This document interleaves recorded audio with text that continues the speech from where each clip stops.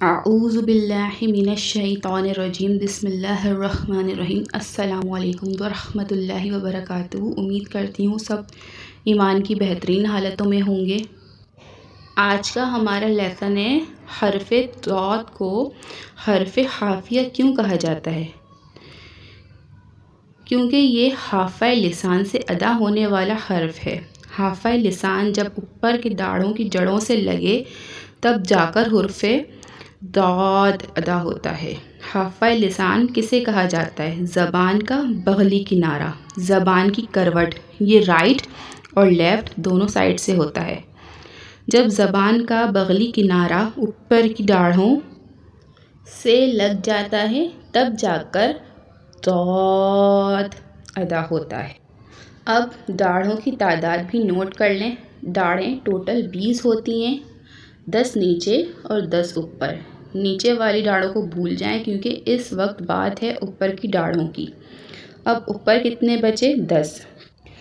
5 الٹی طرف اور 5 ہی سیدھی طرف۔ ہمیں جاننا ہے کہ داڑھیں ہوتی کہاں پر ہیں۔ سب سے پہلے آتے ہیں دانت، ثنایا، اس کے بعد رباعیات، پھر انیاب، جو ہمارے نوکیلے دانت ہوتے ہیں وہ انیاب کہلاتے ہیں۔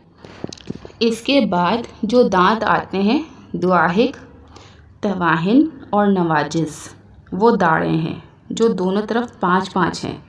نواہک کا 1 دانت، تواہن کے 2 دانت اور نواجذ کے 1 دانت، تو کل ملا کر ہوئے 5۔ ان کی تعداد ہوتی ہے 20۔ اوپر لیفٹ اور رائٹ سائڈ پر 5 5 اور نیچے بھی لیفٹ اور رائٹ سائڈ پر 5 5۔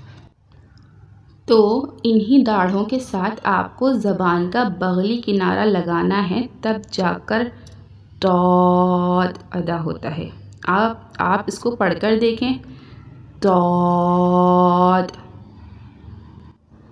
آپ یہ ذہن میں رکھیں کہ زبان کا جو بغلی کنارہ ہے وہ اوپر تواہن کو لگانا ہے، یعنی جو پیسنے والی داڑھ ہے ان کی جڑوں سے زبان کا بغلی کنارہ لگانا ہے تب جا کر ہی ضاد نکلے گا۔ اگر آپ نے ایسا نہیں کیا تو آپ ضاد ادا نہیں کر پائیں گے، ضاد ادا کریں گے جو دال کا موٹا بن رہا ہے۔ اگر آپ کو دانتوں اور داڑھوں کے نام سمجھنے میں مشکل پیش آ رہی ہے تو آپ میری پچھلی ویڈیو دیکھ سکتے ہیں، اس میں نے سب کچھ ڈیٹیل سے سمجھایا ہے۔ انشاءاللہ امید کرتی ہوں آپ کو سمجھ آئے گا۔ ملتے ہیں اگلے لیسن میں، جب تک کے لیے اللہ حافظ۔